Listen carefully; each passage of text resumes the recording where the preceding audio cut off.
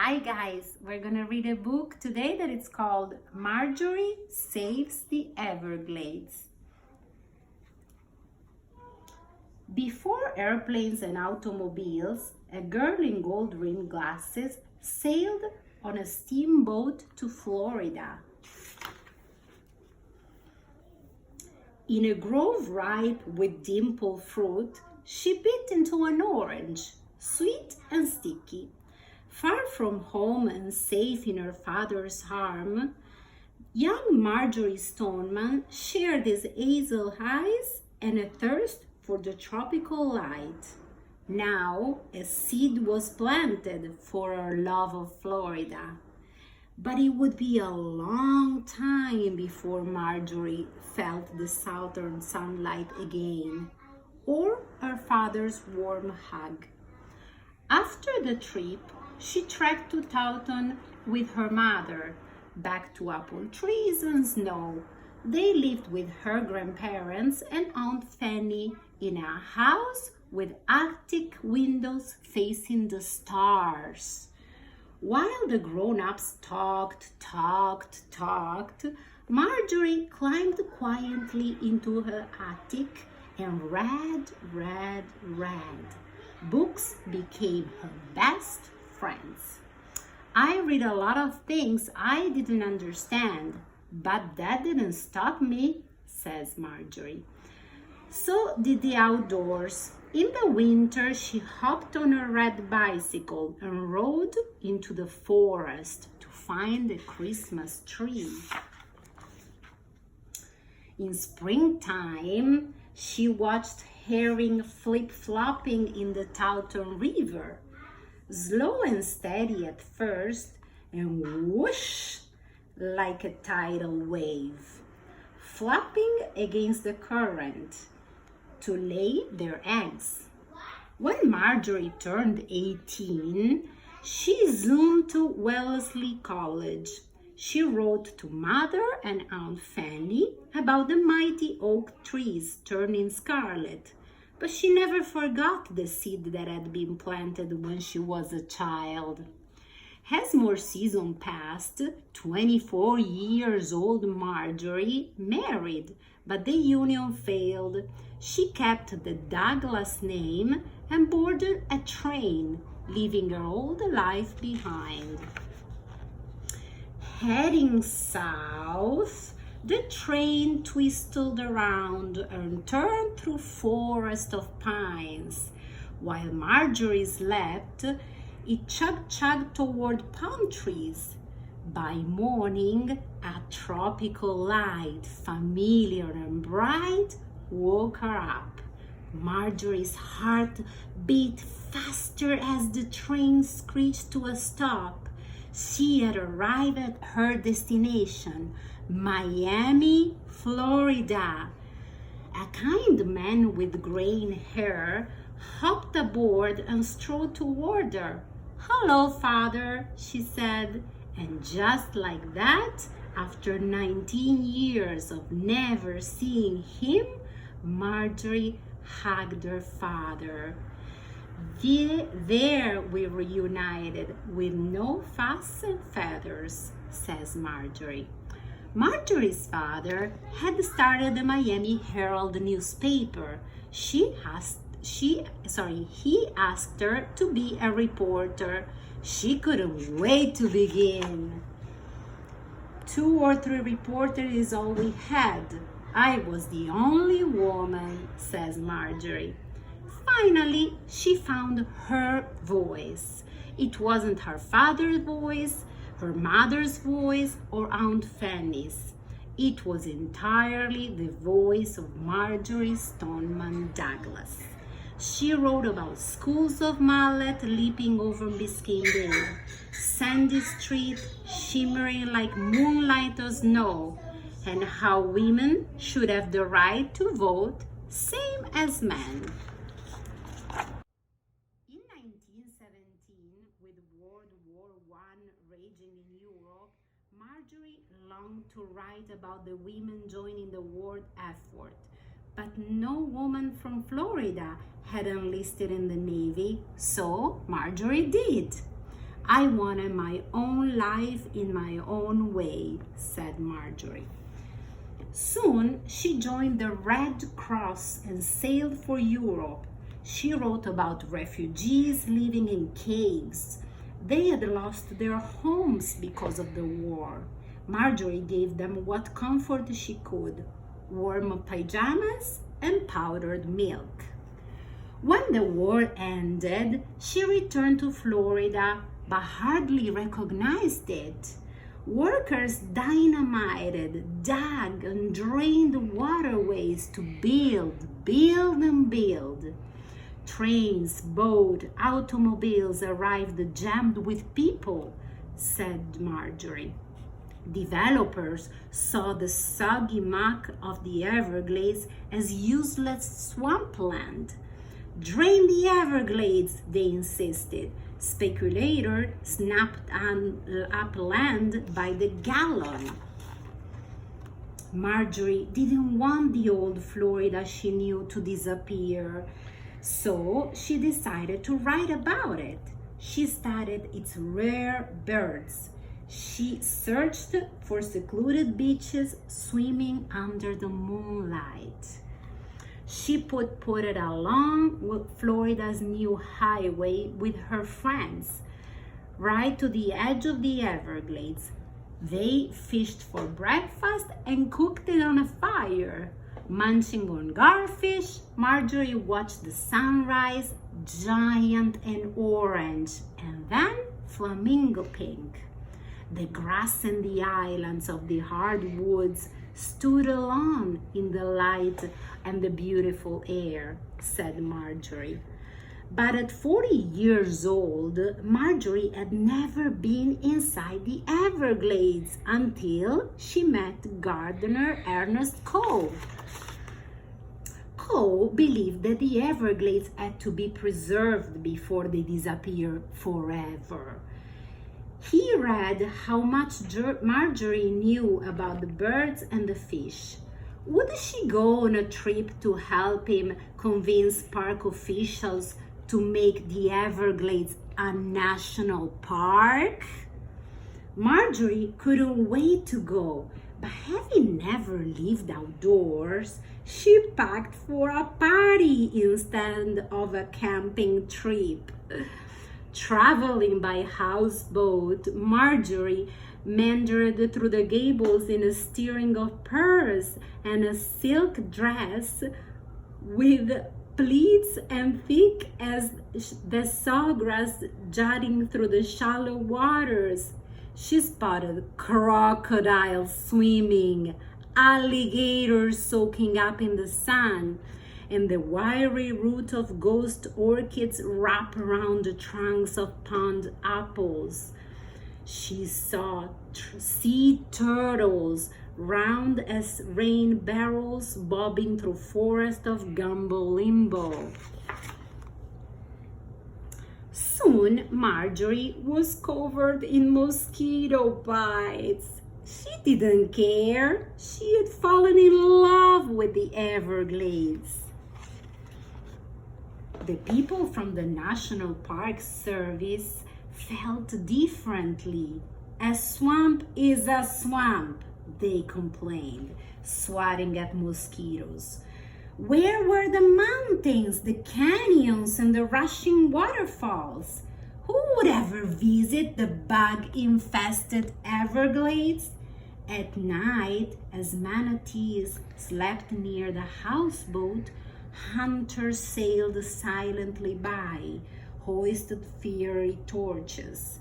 They headed for the rookeries to snatch egrets and sell their feathers for women's hats. Marjorie knew that the Everglades had to become a national park to save the birds, the plants, and the other wildlife.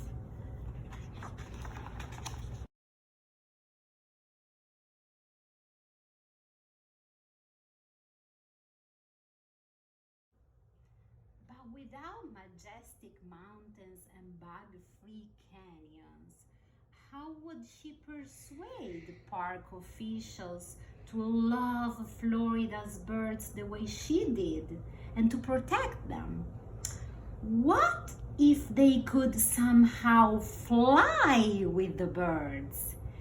That was the answer, riding in the sky in a giant balloon. Up, up, the dirigible rose with Marjorie and the group in it, floating above the Everglades.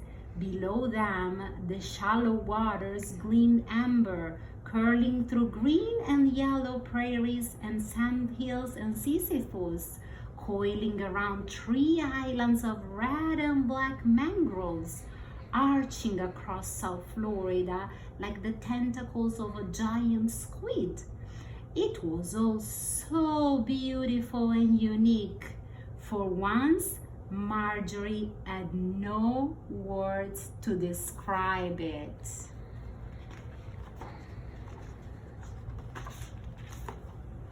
Marjorie and the others floated free as birds, while the throaty sound of fire plumes puffed to keep them afloat. In the late afternoon, the sounds of birds flying home drowned out the thrumming of the engine's flame. Sky became feathers. Wood storks circled, egrets and ibis swooped and dived. Marjorie recognized all of them. 10, 20, 30,000 birds cast shadows against the pink sky. The park officials had never seen so many birds in one place. By the time the sun had set, they had forgotten about canyons and mountains. Marjorie, Ernest Cole, and the birds had convinced them to make the Everglades a national park. The ride in the sky stayed with Marjorie long after her mosquito bites had healed. She built a curious cottage perfect for one person, plus several cats. She painted the walls flamingo pink. Under its roof, which coiled and curled like the Everglades waters, Marjorie studied her house cats and thought of the Florida panther. Were the Everglades really a swamp? Marjorie didn't think so. How would a place where flamingos flocked and touched palms thrive be a swampland? Where water stood still? Marjorie had to find out. But in the 1940s, there wasn't much scientific research on how the Everglades worked. Marjorie asked the geologist and anthropologist mountains of questions. She examined the Everglades map, wearing a hat made of straw, never feathers. She learned about limestone sandcastles tunneling below the mud. 57 years old Marjorie dug deep into her research and made a monumental discovery. The Everglades were not a swamp at all, but a river, a slow-moving, life-giving river of grass. With those 3 words, I changed everybody's knowledge, said Marjorie. Fresh water into salt water, pinelands into lowlands, from the Kissimmee River into Lake Okeechobee, the Everglades teemed with life. It supported so many kinds of life that it formed its own ecosystem, an ecosystem kept alive by water the Floridians depended on. There are no other Everglades in the whole wide world, said Marjorie. Though Marjorie wasn't a scientist, she made bold scientific discoveries. Using her voice for good, she wrote about them in a book called The Everglades, River of Grass. With language so lovely and logical, Marjorie changed people's mind about the Everglades. For the first time, they knew why the Everglades mattered. Wherever fresh water runs and the sawgrass starts up, that's where you have the Everglades, Marjorie said. But the mighty builders for the U.S. Army had different plans for the Everglades.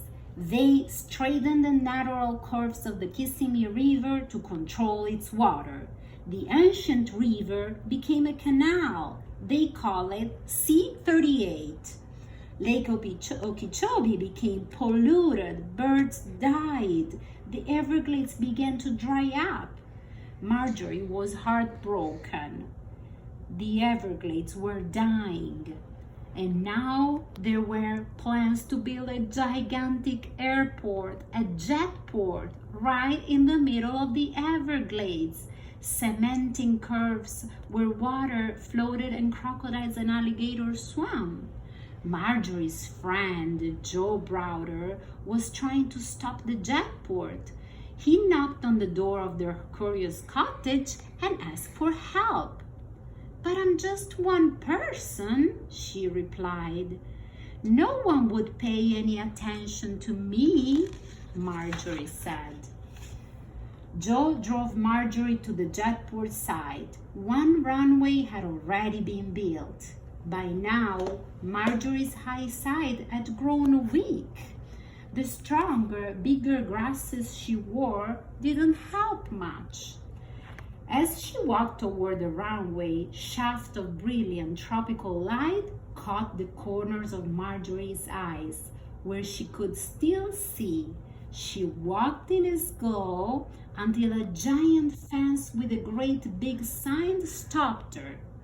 "The world's first all-new airport for the supersonic age," it read. Marjorie knew that supersonic meant the end of the Everglades. She had to find a way to stop it. "People only listen to organizations," she whispered to Joe. "Why don't you start an organization?" he asked.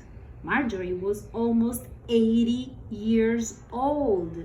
She was nearly deaf and blind, but making a difference had nothing to do with those things.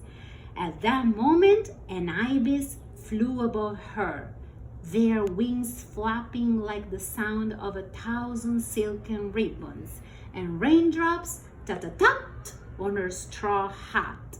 Marjorie became an activist. "Every time it rains, we know that the Everglades are there," she said. She started Friends of the Everglades. Marjorie and her Everglades friends rode around the Lake Okeechobee in the old camper, motoring from town to town. Marjorie told the residents why the jetport must be stopped and how important the Everglades were to Florida. "No matter how poor my eyes are, I can still talk," Marjorie said. 300 people became Friends of the Everglades, then 6,000, children and grown-ups. Anyone could join for $1. "Be a nuisance," Marjorie urged her Everglades friend. "Never give up." The jetport builders didn't take Marjorie seriously. They joked and they'd give earmuffs to the alligator so the jumbo jet wouldn't disturb them. "They were going to build the jetport," they warned Marjorie, "whether you like it or not." But the governor of Florida and the president of the United States took Marjorie very seriously. They pored over a study that found that what Marjorie already knew. The jetport would destroy the Everglades. Marjorie and the study convinced the president that the jetport was a bad idea, and the jetport was stopped. As the years passed, people forgot about the jetport. Sugarcane farmers reclaimed the Everglades water for their crops. Land developers drained more Everglades muck to build new towns. Most of all, they wanted Marjorie to stop talking about saving the Everglades and its water. People must come to realize that it's all the same water from the Kissimmee to Okeechobee to the Everglades, Marjorie said. 93 years old Marjorie refused to be silent. As mosquitoes buzzed and beat at town meetings, she spoke her mind. "Go home, Granny," people yelled at her, hissed. "Butterfly chaser," they booed. "Can't you boo any louder than that?" Marjorie demanded. "I've got all night and I'm used to the heat." Whenever Marjorie spoke, she spoke the truth, no matter how unpopular her words were. If the Everglades go, then South Florida becomes a desert, Marjorie explained. Save the Everglades. What Marjorie wanted for the Everglades was radical, enormous, and monumental. It was something that only Marjorie dared to dream. What the Everglades needed, Marjorie knew, was to be made whole again. The Everglades is a test. If we pass it, we get to keep the planet, she said. After nearly 100 years of dredging, draining, and polluting, Marjorie convinced the government to restore the Everglades. They worked to put the Everglades back to the way they had found it. It became the largest restoration project in American history. Engineers tore up the canals and they had built. They filled in the ditches and gave the Everglades back its curves. Soon, water meandered through South Florida. Sawgrass became submerged. The birds came back, ibis and egrets and wood storks. So did the sea turtles, the crocs, and the alligators, returning the Everglades to what it was always meant to be. A river of grass. The end. Hope you enjoyed it.